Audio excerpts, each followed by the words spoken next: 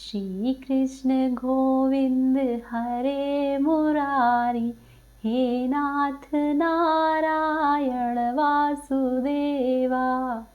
हरे कृष्णा। श्री हरि और राधा रानी आप पर अपनी कृपा सदा सर्वदा बनाकर रखे। आइए इसी मंगल कामना के साथ शुरू करते हैं आज की कथा। कल तक के अध्याय में आपने जाना था तुलसी वृक्ष की पूजा करने का महत्व, साथ ही तुलसी जी की मंजरी एवं तुलसी पत्तों का महत्व।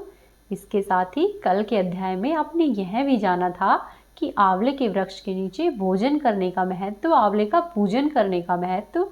और आज के अध्याय में आप जानेंगे कि कार्तिक के माह में और भी देवताओं का पूजन होता है या नहीं होता।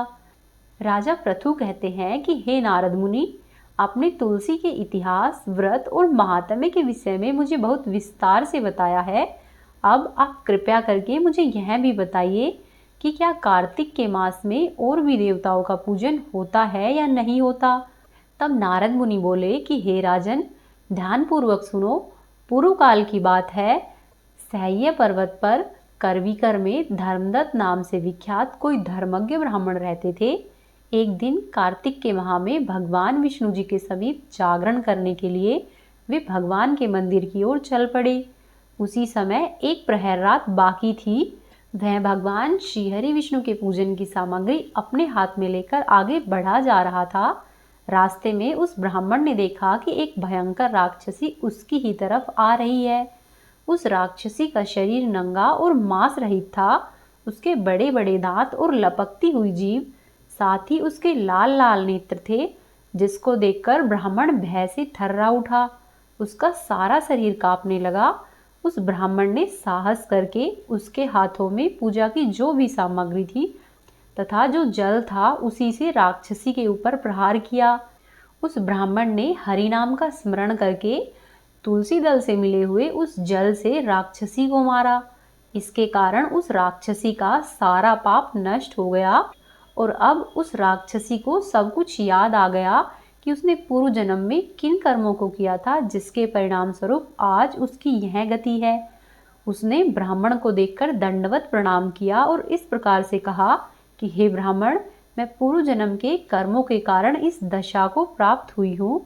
अब मुझे किस प्रकार से उत्तम गति प्राप्त होगी।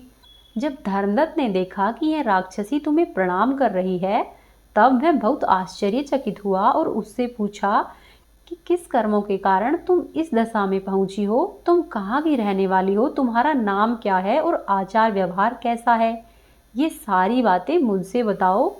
उस राक्षसी का नाम कलहा था। कलहा बोली कि ब्राह्मण, मेरे पूर्व जन्म की बात है। सौराष्ट्र नगर में भिक्षु नामक एक ब्राह्मण रहते थे। मैं उनकी पत्नी थी। मेरा नाम कलहा था और मैं बड़े ही क्रूर स्वभाव की स्त्री थी। मैंने वचन से भी कभी अपने पति का भला नहीं किया, उन्हें कभी भी मीठा भोजन नहीं परोसा, सदा ही अपने स्वामी को धोखा देती थी। मुझे कलह करना विशेष प्रिय था, इसीलिए मेरे पति का मन मुझसे सदा ही उद्विग्न रहता। अतः उन्होंने मुझसे दुखी होकर दूसरी स्त्री से विवाह करने का निश्चय कर लिया। तब मैंने विष खाकर अपने प्राण त्याग दिए। फिर यमराज के दूत आए और मुझे बांधकर पीटते हुए यमलोक में ले गए। वहां पर यमराज ने मुझे देखा और चित्रगुप्त से पूछा कि हे चित्रगुप्त, देखो तो सही इसने कैसा कर्म किया है। जैसा इसका कर्म हो उसके अनुसार इसे शुभ या अशुभ फल प्रदान कर दो। तब चित्रगुप्त ने कहा कि इसका किया हुआ कोई भी शुभ कर्म नहीं है। यह शुभ मिठाइयाँ उड़ाती थी और अपने स्वामी को उसमें से कुछ भी नहीं देती थी। इसने सदा ही अपने स्वामी से द्वेष किया, इसीलिए यह चमगादड़ी होकर रहे तथा सदा ही कलह में इसकी प्रवृत्ति रही है। इसीलिए यह विष्टा भोजी शुक्री की योनि में रहे। जिस बर्तन में भोजन बनाया जाता था उसी में यह सदा ही अकेली खाया करती थी। इसीलिए उस दोष से यह अपनी ही संतान का भक्षण करने वाली बिल्ली बने। इसने अपने पति को निमित्त बनाकर आत्मघात किया है। इसीलिए यह अत्यंत ही निंदनीय स्त्री प्रेत के शरीर में भी कुछ काल तक अकेली ही रहे। इसे यमदूतों के द्वारा निर्जन प्रदेश में भेज देना चाहिए। वहां पर दीर्घकाल तक यह प्रेत के शरीर में निवास करे। उसके बाद यह पापिनी शेष 3 योनियों का भी उपभोग करे। कलहा ने उस ब्राह्मण से कहा कि हे ब्राह्मण, मैं वही पापिनी कलहा हूँ। इस प्रेत शरीर में आए हुए मुझे 500 वर्ष व्यतीत हो चुके हैं। मैं सदैव ही भूख और प्यास से पीड़ित रहती हूँ। एक बनिए के शरीर में प्रवेश करके मैं इस दक्षिण देश में कृष्णा और वेणी के संगम तक आई हूँ। जो ही संगम तट पर पहुंची, त्यों ही भगवान शिव और विष्णु जी के पार्षदों ने मुझे बलपूर्वक उस बनिए के शरीर से दूर भगा दिया। तब से मैं भूख सहन करती हुई इधर उधर घूम रही हूँ। इतने में ही मेरी दृष्टि आपके ऊपर पड़ी। आपके हाथ से तुलसी से मिश्रित जल का संसर्ग पाकर मेरे सभी प्रकार के पाप कर्म नष्ट हो गए हैं। हे द्विजश्रेष्ठ, अब आप ही मुझे कोई उपाय बताइए कि मेरे इस शरीर से मैं किस तरह से मुक्ति पाऊं, और चित्रगुप्त जी ने मुझे जो और 3 योनियां भविष्य के लिए प्रदान की है, मैं उनसे किस प्रकार से मुक्त होऊं। कलहा के इस तरह के वचन सुनकर धर्मदत्त उसके पिछले कर्मों और वर्तमान अवस्था को देखकर बड़ा दुखी हुआ। कार्तिक महात्म्य का आज का अध्याय यहीं पर समाप्त होता है। अब आप सुनिए सीता माता की नितनेम की कहानी। सीता माता कार्तिक के पूरे मास में इस कहानी को कहा करती थी और भगवान श्री राम जी सुना करते थे। इस कहानी को पूरे कार्तिक मास में सुनने से घर में अन्न और धन के भंडारे भरे रहते हैं। एक दिन भगवान श्री राम जी को किसी काम से बाहर जाना पड़ गया, तो सीता माता कहने लगी कि भगवान, मेरा तो 12 वर्ष का नित्य का नियम है, आप बाहर जाएंगे तो मैं अपनी कहानी किसे सुनाऊंगी।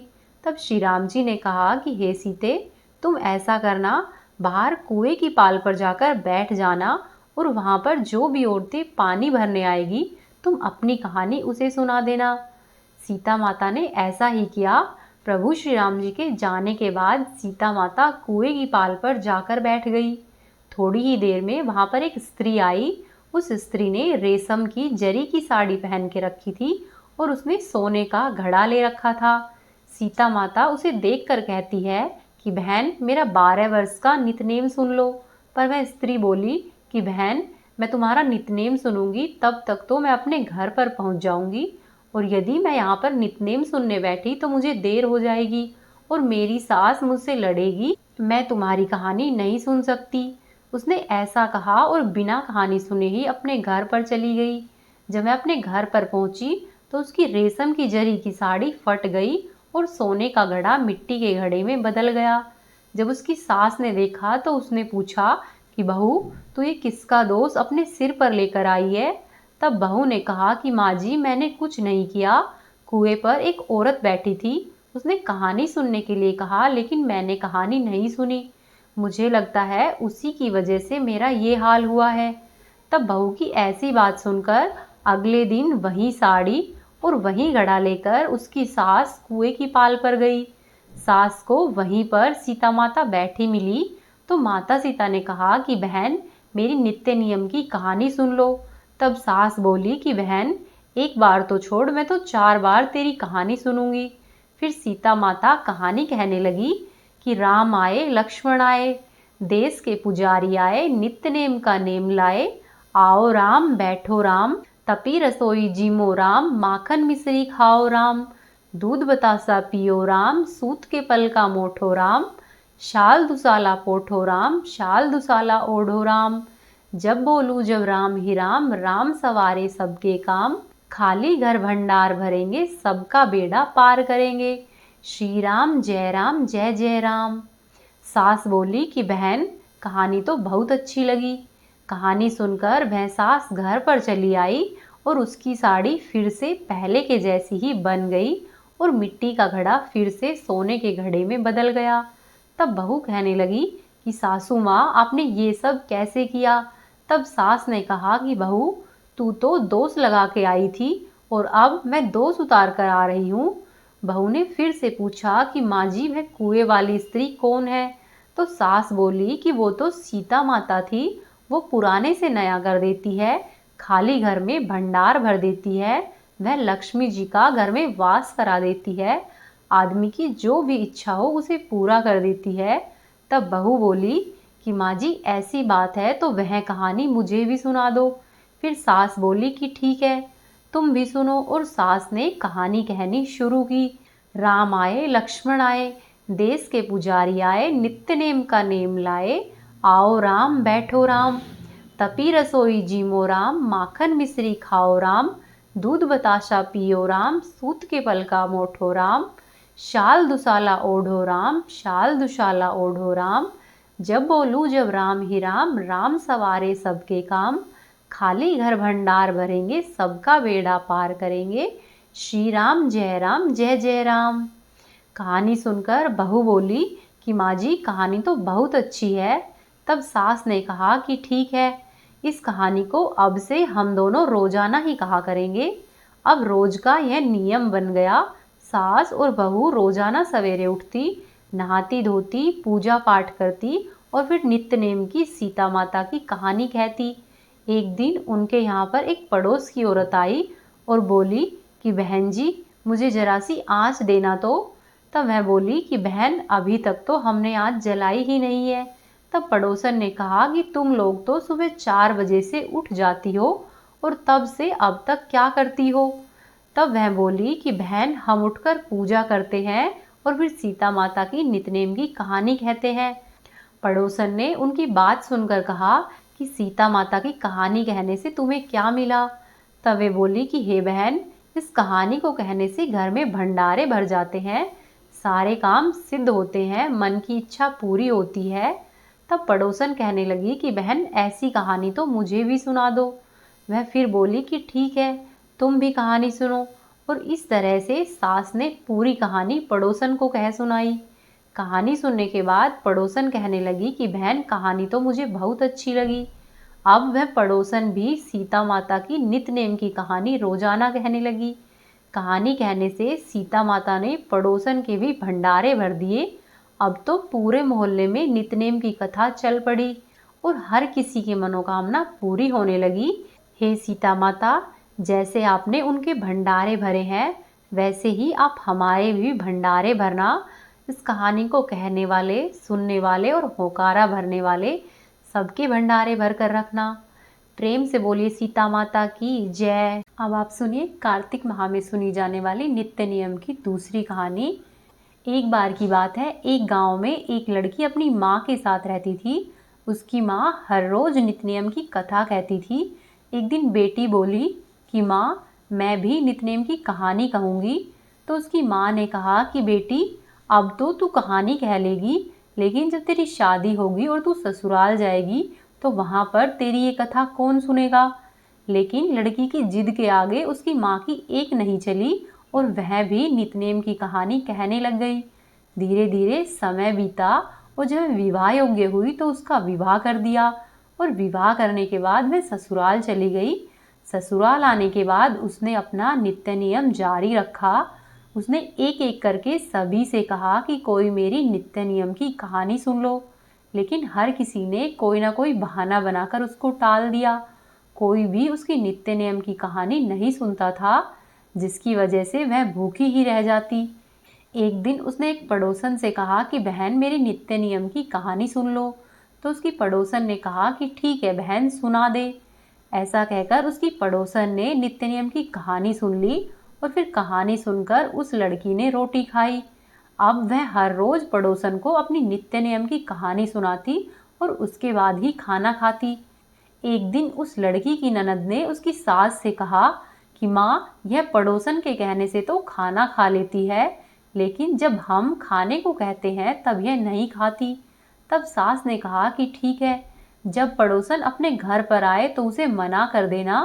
फिर अगले दिन पड़ोसन जब आई तो ननद ने उसको घर पर आने और कहानी सुनने से मना कर दिया।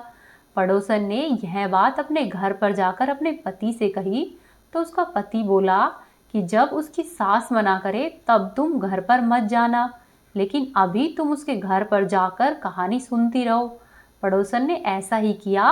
वह अगले दिन फिर से कहानी सुनने आई। इस बार उसकी सास ने पड़ोसन से कहानी सुनने और घर पर आने के लिए मना कर दिया। तो लड़की की पड़ोसन ने घर पर आना बंद कर दिया। इस तरह से अब लड़की की कहानी फिर से कोई भी नहीं सुनता था और लड़की खाना नहीं खाती थी। फिर एक दिन उसके ससुर ने उसकी सास से पूछा कि बहू कैसी है। तब सास बोली कि बाकी सब तो ठीक है, काम कर लेती है, लेकिन वह तो खाना नहीं खाती है। तब ससुर ने कहा कि बड़े घर की बेटी है, शायद काम करने से थक जाती होगी, इसीलिए तुम उससे काम मत कराया करो। सास ने वैसा ही किया, अगले दिन से उसे काम कम कराया।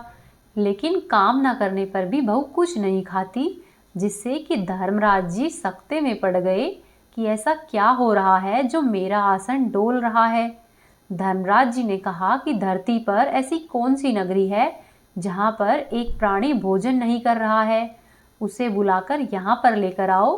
तब स्वर्ग से विमान आया तो उसे देखकर सास कहने लगी कि बहू मैं चलूँ तेरे साथ। तब बहू बोली कि माँ जी, आपको तो बहुत काम था, लेकिन मेरी कहानी सुनने का ही समय नहीं था। फिर जिठानी बोली कि मैं चलूँगी तुम्हारे साथ। तब बहू बोली कि तुम्हें तो मालिक का खाना बनाना था। फिर ननद ने कहा कि तो मैं चलती हूँ तुम्हारे साथ। तब लड़की बोली कि तुम्हें तो अपने खिलौनों से खेलने से ही फुर्सत नहीं है। अब पड़ोसन ने उससे कहा कि क्या मैं चलूँ तुम्हारे साथ। तब लड़की बोली कि हाँ तुम चलो मेरे साथ, क्योंकि तुमने ही मेरी कहानी सुनी थी।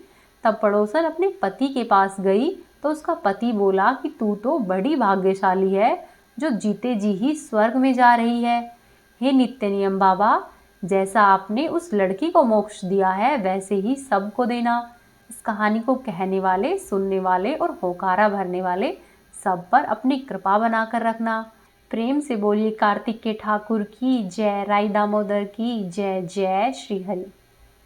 अब आप सुनिए श्री तुलसी चालीसा का पाठ। श्री तुलसी महारानी करूं विनय सिरनाय, जो मम हो संकट विकट दीजे मात नशाय।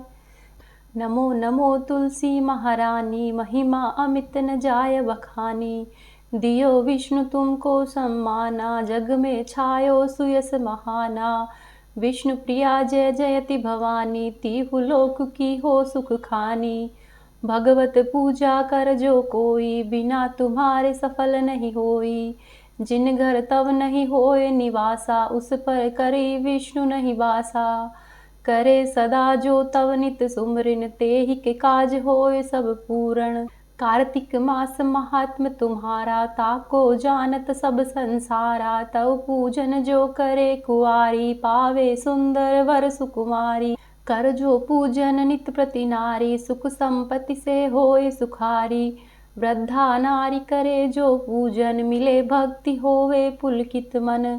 श्रद्धा से पूजे जो कोई, भवनिधि से तर जावे सोई।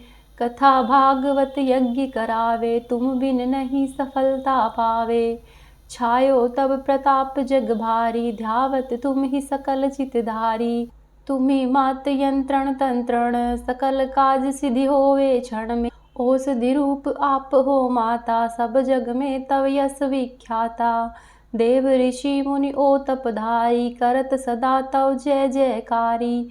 वेद पुराण तव यश गाया, महिमा अगम पार नहीं पाया। नमो नमो जय जय सुख कारिणी, नमो नमो जय जय दुख निवारिणी। नमो नमो सुख संपत्ति देनी, नमो नमो अघ काटन छेनी। नमो नमो भक्तन दुख हरणी, नमो नमो दुष्टन मद छेनी। नमो नमो भव पार उतारिणी, नमो नमो परलोक सुधारिणी। नमो नमो निज भक्त उभारिणी, नमो नमो जन काज संवारिणी। नमो नमो जय कुमति नशावनी, नमो नमो सुख उपजावनी। जयति जयति जय तुलसी माई, ध्याऊ तुमको शीस नवाई। निज जन जानी मोहि अपनाओ, बिगड़े कारज आप बनाओ। करूँ विनय मैं मात तुम्हारी, पूर्ण आशा करऊ हमारी। शरण चरण कर जोरी मनाऊं, निस दिन तेरे ही गुण गाऊं। करऊँ मात यह अब मोह पर दाया, निर्मल होए सकल मम काया। मांगू मात यह वर दीजे, सकल मनोरथ पूर्ण कीजे। जानु नाही कुछ नेम अचारा, क्षमऊ मात अपराध हमारा। 12 मास करे जो पूजा, तासम जग में और न दूजा।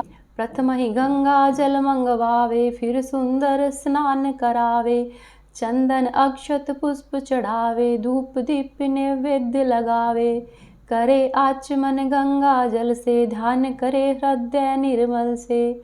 पाठ करे फिर चालीसा की, स्तुति करे माँ तुलसा की। यह विधि पूजा करे हमेशा, तन नहीं ताके रहे कलेशा। करे मास कार्तिक का साधन, सो नित पवित्र सिद्ध हुई जाही। है यह कथा महासुखदाई, पढ़े सुने सो भव तर जाई। तुलसी मैया तुम कल्याणी, तुम्हारी महिमा सब जग जानी। हम माता तुझ नित नित धाते, गा गा कर माँ तुझे रिझाते। यह श्री तुलसी चालीसा पाठ जो गावे, मन वांछित फल वो ही पावे। प्रेम से बोलिए तुलसी मैया की जय। अब आप सुनिए तुलसी माता की आरती। तुलसी महारानी नमो नमो, हरि की पटरानी नमो नमो। तुलसी महारानी नमो नमो, हरि की पटरानी नमो नमो। धन तुलसी पूर्ण तप कीनो, शालिग्राम बनी पटरानी। जाके पत्र मंजरी कोमल, श्रीपति कमल चरण लपटानी। तुलसी महारानी नमो नमो, हरि की पटरानी नमो नमो। धूप दीप नैवेद्य आरती, पुष्पन की वर्षा बरसानी। 56 भोग 3600 व्यंजन, बिन तुलसी हरि एक न मानी। तुलसी महारानी नमो नमो, हरि की पटरानी नमो नमो।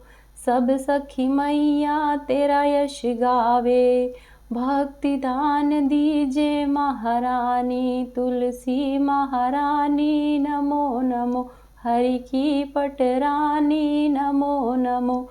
तुलसी महारानी नमो नमो, हरि की पटरानी नमो नमो। प्रेम से बोलिए तुलसी मैया की जय।